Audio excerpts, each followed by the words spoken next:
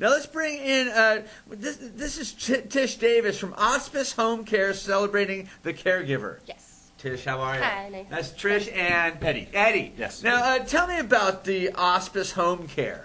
Well, Auspice Home Care is what they consider a non-medical home care provider. So we send caregivers out to wherever people call homes. It could be a regular home in the community, it could be a hospital, it could be an assisted living facility. So we send a caregiver out there to kind of just help them with the activities of daily living pretty much.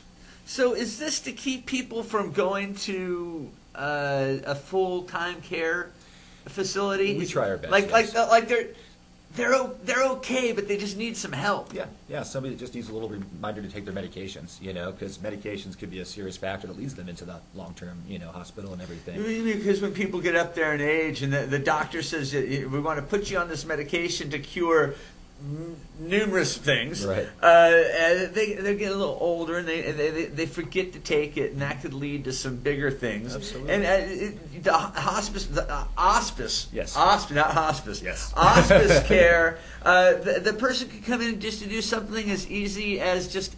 Hey Trish, you got to take your pills. Yes. Don't right. Or housekeeping. That's a lot of our foot in the door. They do housekeeping also. Yeah, a lot of families, they don't want to have that caregiver coming in. So sometimes we'll say, hey, Mom, wouldn't it be nice to have a housekeeper? I mean, who wouldn't like to have a housekeeper come in their home?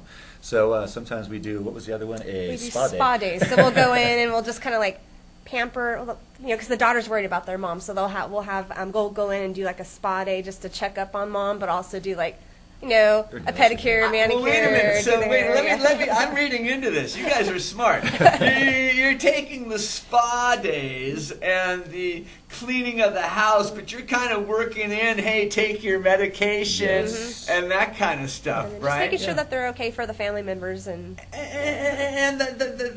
the spa day and the cleaning of the house. It also makes them feel better. They feel independent, right? It feels like things are handled. Yeah, like things aren't really getting out of control. Things are kind of normal. Yes, right. Exactly. Is that big? It is, Soothing them? It is, I think that's the hardest, part is you're dealing with our generation of baby boomers, and what they've gone through, and they don't want to be that burden on their kids or burden on their families. So I just met with the family this morning, and the gentleman had 25% functioning of his heart, bless his heart, and nobody knew he had this much 25 what? 25% of his heart functioning. He only had 1/4 of his heart functioning. Yes. And no one knew. Nobody knew. They would come over for dinner, and everything seemed normal. Dad just put up that good front, and then finally he had a fall and ended up in the hospital, and now he's needing, round-the-clock care.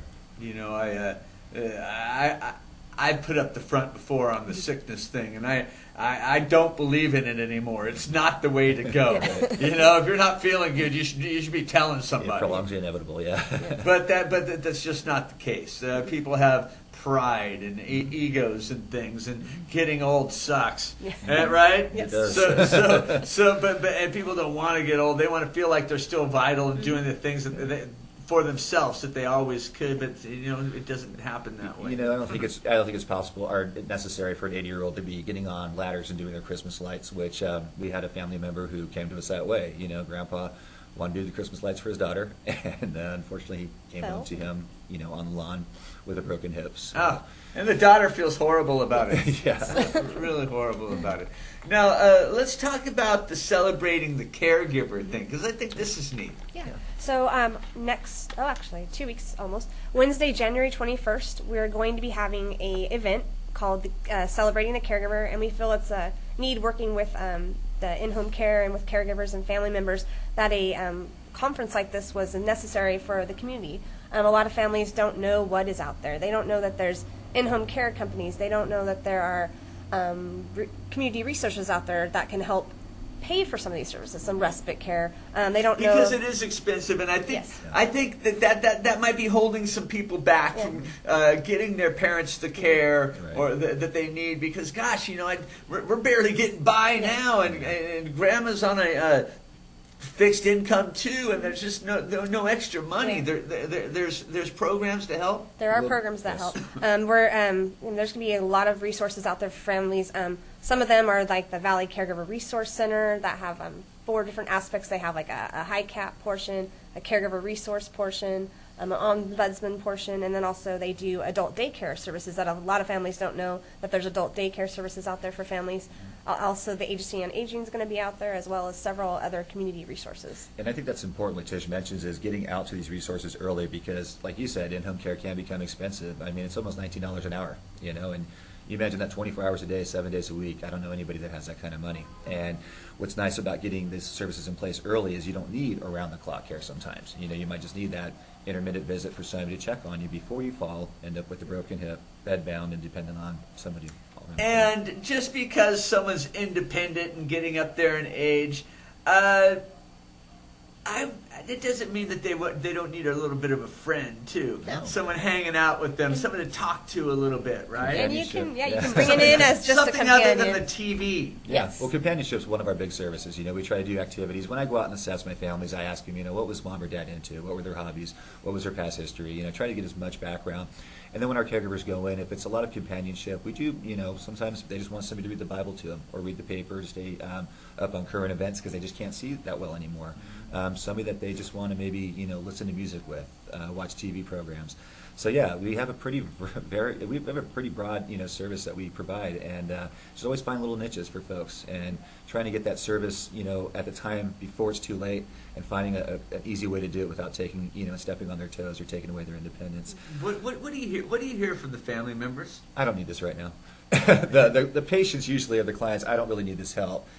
It's usually the sons and daughters. They know the help's needed, but then again, what do you hear from them after the fact? Oh, thank after God. you start Thank coming you. out. I wish you were here years ago, or Yeah. I wish I would have known this. And that's why we're doing this Celebrating the Caregiver, because we want people not to call us in crisis, because we'll get people calling us, what do I do? My dad's getting discharged from the hospital at 5. I have to work. I have family commitments. I don't know what to do. So that's why this Celebrating the Caregiver, we feel at least they can come, find out what's out there. Are you educating people that possibly want to get into care? That too. I mean, pretty much what we was, how can we get people out here first of all? Because a lot of people are resistant to care in the first place, and so we decided to try and bring a nice speaker. So we brought Michael Reagan out to speak, whose father was Ronald Reagan. Michael Reagan's coming Michael to Reagan's town? coming to Yes, town. yes. Yep. And we're hosting Michael Reagan to come out, and so I would invite anybody to come out. It's free to come out and join us. And healthcare professionals, family caregivers, we want it to be a really collegiate environment. And having Michael speak, we'll bring a lot of people there. Having breakout sessions available as well. So we'll have continuing education units available for healthcare professionals, talking about medications, talking about healthcare ethics. Other breakout sessions talking about legal and financial aspects, what to have prepared. Another one that I think is really important called Get to Know Your Community Resources. Finding out what's out there, knowing what we do compared to the other types of services along the industry, and how you pay for these things. That way you can make sure you have a plan in place so when this crisis does hit, you can access that plan and just kind of go through it. Awesome. And I think I just heard from Mike Briggs's office, woohoo! Michael Reagan's coming to town. And he will be at the conference. He will be speaking from 10 a.m. to 11 a.m. So if Michael Reagan's the person you want to see, you would need to be there from 10 to 11. Registration does start at 7:30 a.m. Conference starts about 8 and will go till about 1. Yep. Yeah. Okay.